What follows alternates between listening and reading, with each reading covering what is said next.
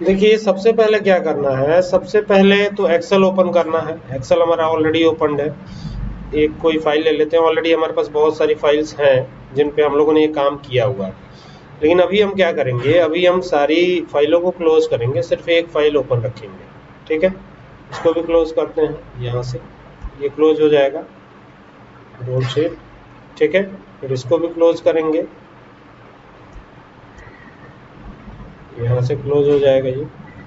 फिर इसको भी क्लोज कर देंगे, यहाँ से ये भी क्लोज हो जाएगा। ठीक है,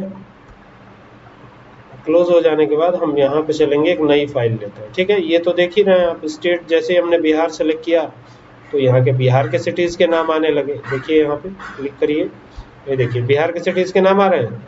इसी तरीके से यहाँ से हम स्टेट चेंज कर रहे हैं, झारखंड कर रहे हैं, तो यहाँ पे झारखंड के सिटीज़ के नाम आएंगे। देखिए आ रहा है। इसी तरीके से अगर यूपी कर देते हैं तो यूपी के सिटीज़ के नाम आएंगे, है ना। तो इसी तरीके से हमको बनाना है। तो कैसे बनाएंगे, तो यहाँ पे एक नया फाइल लेते हैं और यहाँ पे ना हम क्या करते हैं, क्लास लिखते हैं, क्लास 9th। देखिएगा यहाँ गैप नहीं देना है, ठीक ना। 9th लिखेंगे पहले, तो ये हो गया 9th। और यहाँ पे गैप मत दीजिएगा, ठीक ना, लिखते समय आपको गैप अलाउड नहीं है। ये हो गया क्लास CLASS क्लास। अब 10th करते हैं, ठीक है, 10th। ये हो गया 10th। ठीक है, थोड़ा सा जूम भी कर लेते हैं, देखने में सुविधा होगी आपको। हो गया। अब क्लास 11th करेंगे। ठीक है, क्लास 11th, ये हो गया क्लास 11th। और फिर यहाँ कर देते हैं क्लास 12th, ये हो गया क्लास 12th।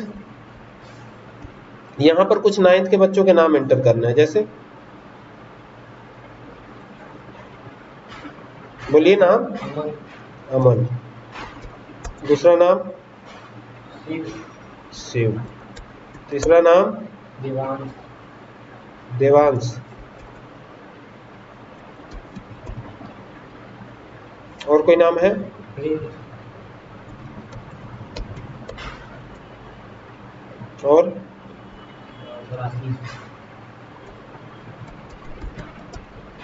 और कोई नाम 10th में।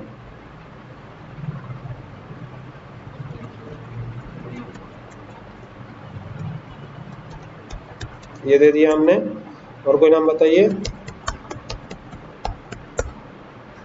यहाँ बताइए कोई नाम। ऐसे करके हम बहुत सारे नाम ले सकते हैं, अजय, विजय, सुमित, अमित, कुछ भी ऐसे कर सकते हैं, है ना। तो ये सुमित इतना ही रखते हैं इसमें। इसमें बताइए 12th में, जैसे मान लीजिए जावेद लिख देते हैं, परवेज लिख देते हैं, अमित लिख देते हैं, है ना। अमित कहीं आया नहीं है तो अमित लिख देते हैं, ठीक ना। मोनिका लिख देते हैं, सोनी लिख देते हैं, और क्या लिख देते हैं, रवि, एक नाम लिख देते हैं, रवि। ठीक है, तो ये सारे नाम हमने लिख दिए हैं। अब सवाल ये उठता है कि यहाँ पर या यहाँ पर कहीं पर भी हमें ऐसी व्यवस्था बनानी है जिसमें कि यहाँ पर मैं क्लास टाइप करूंगा, मतलब जो भी क्लास यहाँ पे आए नाम उसी के अकॉर्डिंग यहाँ पे शो होना चाहिए। ठीक है, हो सकता है, कोशिश करते हैं। यहाँ पे नेम शो होना चाहिए, है ना। तो ये कैसे होगा, तो इसके लिए ना सबसे पहले आप क्या करिएगा, ये इस तरीके से सेलेक्ट कीजिएगा, कंट्रोल बटन दबा लीजिएगा, ठीक ना। फिर दूसरे वाले को कंट्रोल दबाए दबाए सेलेक्ट कीजिएगा, फिर तीसरे वाले को कंट्रोल दबाए दबाए सेलेक्ट कीजिएगा, फिर चौथे वाले को, और पांचवा छठवां जितना भी होगा सबको कंट्रोल दबाए दबाए सेलेक्ट कर लीजिएगा। ये तो हो ही जाएगा। अब क्या करना है, अब सिंपली आपको चलना है फॉर्मूलाज टैब पे, और यहाँ पे दिया गया है क्रिएट नेम फ्रॉम सिलेक्शन। ठीक है, यहाँ पर जाकर के आपको इस पे क्लिक करके टॉप रो इस पर टिक कर देना है। तो फायदा इसका क्या हुआ, इसका फायदा ये हुआ कि ये जो नेम बॉक्स है, इसे नेम बॉक्स कहते हैं, इसे फॉर्मूला बार कहते हैं। तो नेम बॉक्स में यहाँ पे देखिए, यहाँ पर आए तो यहाँ पे बहुत सारी चीजें दी गई हैं। फिलहाल हमने जो किया है उसका देखते हैं। यहाँ पे 9th हमने सेलेक्ट किया, तो 9th वाला ये जो भी डेटा है वो सिलेक्ट हो रहा है। ठीक है, अगर हमने यहाँ पे 11th कर दिया तो 11th वाला डेटा सेलेक्ट हो रहा है। जो भी सेलेक्ट करेंगे वो सिलेक्ट होता जाएगा। यहाँ पर आएंगे और यहाँ पे डेटा टैब पे चलेंगे। आपको शायद याद होगा कि हमने ड्रॉप डाउन बनाई थी कुछ दिन पहले, ड्रॉप डाउन मेन्यू बनाना सीखा था। तो ये डेटा टैब पे जाके बनाया था, याद है ना। चलते हैं डेटा टैब पे, यही डेटा टैब है हमारा। और यहाँ से ये डाटा टूल्स जो है इसमें डाटा वैलिडेशन हमको मिल जाएगा, तो यहीं चलेंगे। और ये एनी वैल्यू दिख रहा है तो यहाँ पर भी एक ड्रॉप डाउन है, इस पे जाएंगे और यहाँ पे एनी वैल्यू को बनाएंगे लिस्ट, ठीक है। और लिस्ट बनाने के बाद क्या करेंगे, ये जो लिस्ट आया हुआ है इसमें क्या करेंगे, हम इन क्लासेस को सेलेक्ट कर लेंगे। इस तरीके से सेलेक्ट कर लिया और यहाँ से ओके कर देंगे। फायदा क्या हुआ, फायदा ये हुआ कि यहाँ पर जो भी क्लासेस के नाम है वो डिस्प्ले होने लगे। हालांकि आप क्लासेस के नाम लिख भी सकते थे, ठीक है, लिख लेते तो क्या होता,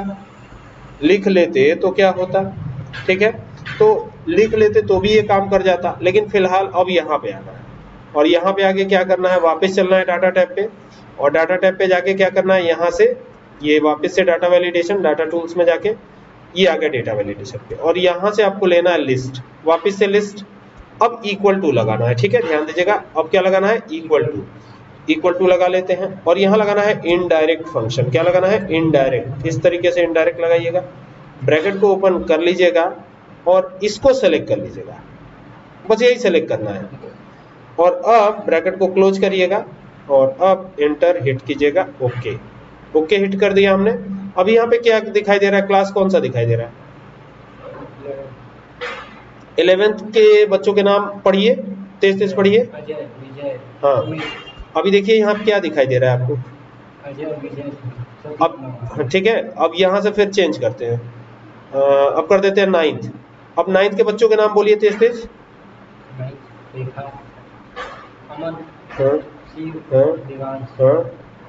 हाँ, ये इतने नाम है, ठीक है। चेक करिए वही नाम आ रहे हैं क्या। फिर यहाँ से चलिए चेंज करते हैं, 12th वाला कर देते हैं। तो अब देखिए, अब 12th के बच्चों के नाम बोलिए। जावेद, परवेज, मोनिका, सोनी, रवि, यही है ना। अब देखिए इसमें आ रहा है कि नहीं आ रहा है, ठीक है। इसी को बोलते हैं डिपेंडेबल ड्रॉप डाउन। क्या बोलते हैं,